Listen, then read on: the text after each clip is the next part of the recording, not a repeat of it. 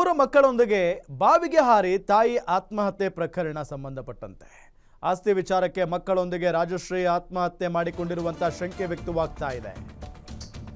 ಈಕೆ ಸಾಯೋದಲ್ಲದೆ ಪಾಪ ಪುಟ್ ಮಕ್ಕಳು 1 ವರ್ಷ 3 ವರ್ಷ 6 ವರ್ಷ ಕಂದಮ್ಮಗಳನ್ನ ತೆಗೆದುಕೊಂಡು ಸಾವನ್ನಪ್ಪಿದ್ದಾಳೆ. ಆತ್ಮಹತ್ಯೆಗೆ ಶರಣಾಗಿದ್ದಾಳೆ. ಬಹಳ ನೋವಿನ ಸಂಗತಿ ಇದು. ಮರಣೋತ್ತರ ಪರೀಕ್ಷೆ ನಡೆಸಿ ಕುಟುಂಬಸ್ಥರಿಗೆ ಶವಗಳನ್ನು ಹಸ್ತಾಂತರ ಮಾಡಲಾಗುತ್ತೆ. ವಿಜಯಪುರದ ಇಂಡಿ ತಾಲೂಕಿನ ಮಿರಗಿ ಗ್ರಾಮದಲ್ಲಿ ಆಗಿರುವಂಥ ಮನಕಲಕುವ ಘಟನೆ ಇದು. ಮಕ್ಕಳನ್ನ ಬಾವಿಗೆ ಎಸೆತಾಳೆ ಮೊದಲು, ಅದಾದ ನಂತರ ತಾನೂ ಕೂಡ ಬಾವಿಗೆ ಬಿದ್ದು ಸಾಯ್ತಾಳೆ. ರಾಜಶ್ರೀ ಶಂಕರಪ್ಪ ಹಳ್ಳೂರ್ ಆತ್ಮಹತ್ಯೆಗೆ ಶರಣಾಗಿರುವಂಥ ಮಹಿಳೆ. ಕೇವಲ 28 ವರ್ಷ ಆಕೆಗೆ. ನೋಡಿ, ಅನುಶ್ರೀ, ತನು, ಸಂತೋಷ್ 6, 3, 1. ಕೇವಲ 6 ವರ್ಷ, 3 ವರ್ಷ, 1 ವರ್ಷದ ಕಂದ.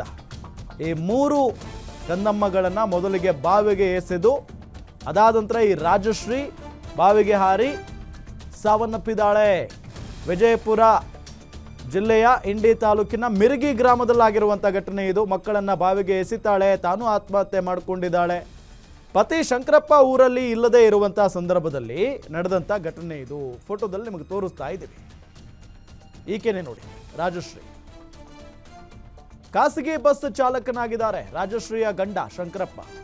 ಪೊಲೀಸರ ತನಿಖೆಯಿಂದ ಸಾವಿನ ಸತ್ಯ ಹೊರಗೆ ಬರುತ್ತೆ. ಇಂಡಿ ಗ್ರಾಮೀಣ ಪೊಲೀಸ್ ಠಾಣೆಯಲ್ಲಿ ಪ್ರಕರಣ ಈಗ ದಾಖಲಾಗಿದೆ. ಬಟ್ ಮೇಲ್ನೋಟಕ್ಕೆ ಈ ಆಸ್ತಿ ವಿಚಾರಕ್ಕೆ ಸಂಬಂಧಪಟ್ಟಂತೆ ಈಕೆ ಆತ್ಮಹತ್ಯೆಗೆ ಶರಣಾಗಿದ್ದಾಳೆ ಮಕ್ಕಳನ್ನ ಕರ್ಕೊಂಡು ಅಂತ ಹೇಳಲಾಗ್ತಾ ಇದೆ.